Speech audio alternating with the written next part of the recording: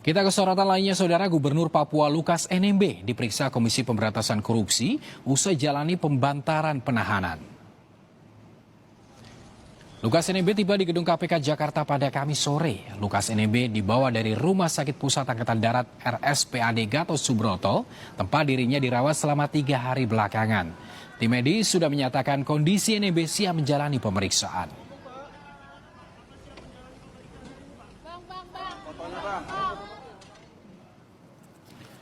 Ketua Umum Partai Demokrat Agus Harimurti Yudhoyono prihatin dengan Lukas NMB yang juga adalah kader Partai Demokrat.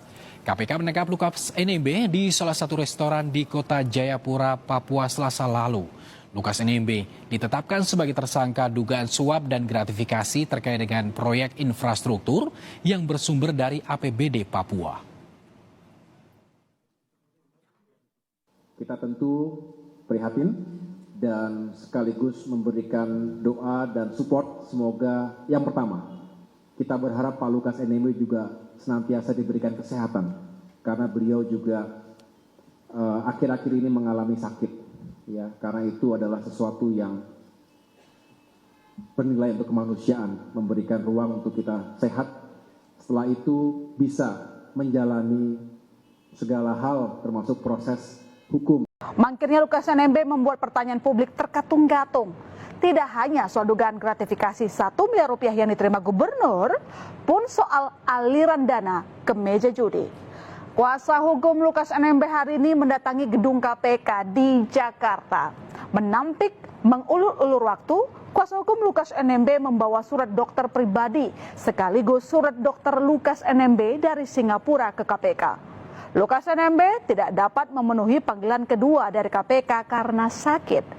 Dari riwayat medis, Lukas NMB telah 4 kali stroke, punya riwayat jantung bocor, diabetes, serta gangguan ginjal. Namun, kondisi Gubernur Papua dipertanyakan oleh LSM Masyarakat Anti Korupsi Indonesia alias MAKI.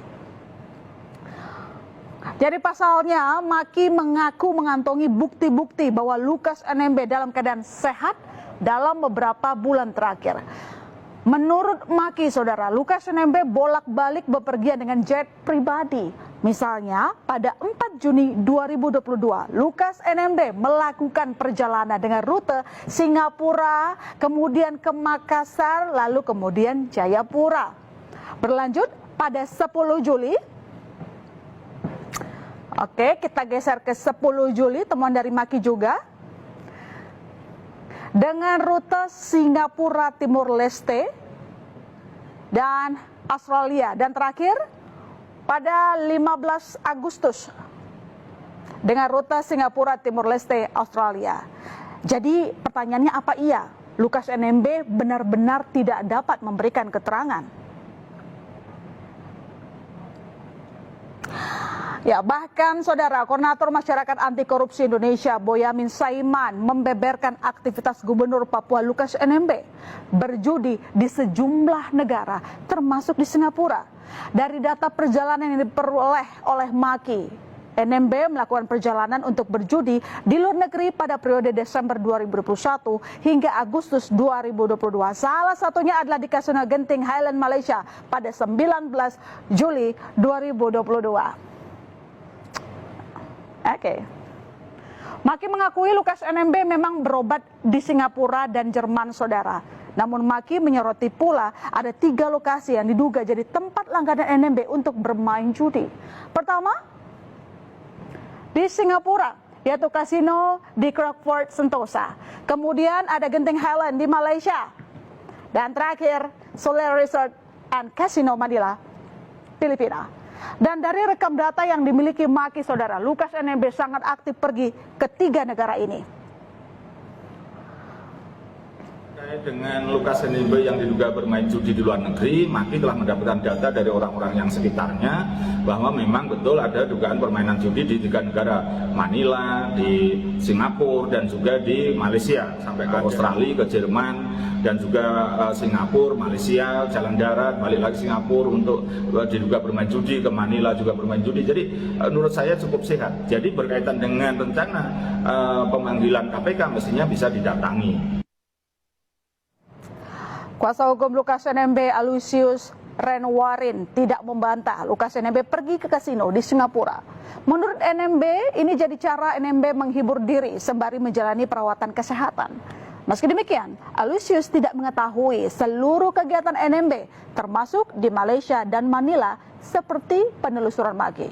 Hal ini disampaikan oleh Aloysius Renwarin dalam program Kompas Petang.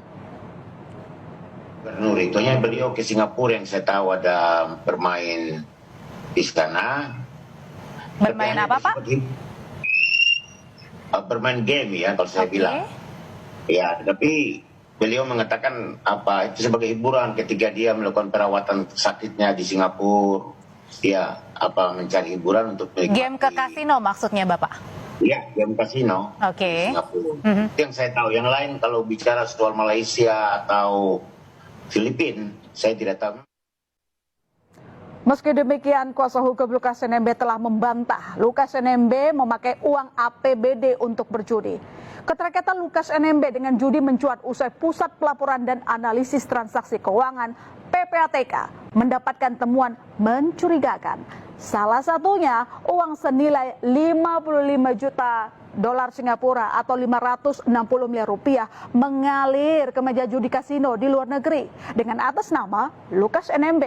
Tidak hanya itu saja, saudara, ada pula transaksi pembelian barang mewah berupa jam tangan dan perhiasan dilakukan Lukas secara tunai dengan nilai mencapai 550 juta rupiah. Dan dari kasus Lukas NMB kita belajar gaya hidup antara pejabat dan rakyat Papua bak bumi dan langit. Menko Polhukam Mahfud MD mengatakan dana otonomi khusus ratusan miliar rupiah tidak sampai ke tangan rakyat.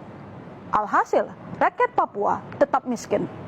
Kalaupun ada infrastruktur besar seperti jalan tol, itu adalah proyek pemerintah pusat. Usai kasus NMB, pemerintah pusat akan memperketat pengawasan dana otsus. Pasca penangkapan oleh KPK pada Selasa lalu di Jayapura, keluarga Lukas NMB meminta kepada pemerintah dan KPK untuk mengembalikan Lukas NMB ke Jayapura karena kondisi kesehatan Gubernur Papua itu. Hal ini disampaikan perwakilan keluarga Lukas NMB Elvis Tabuni di Jayapura pada Kamis siang. Menurutnya pihak keluarga telah mengizinkan Ketua KPK dan penyidik untuk datang dan bertemu Lukas NMB di kediaman pribadi Lukas pada 4 November 2022 yang lalu dan mengetahui Lukas NMB dalam kondisi sakit. Direncanakan pihak keluarga Lukas NMB akan datang ke KPK pada Jumat 13 Januari untuk meminta KPK agar mengembalikan Lukas NMB kembali ke Jayapura.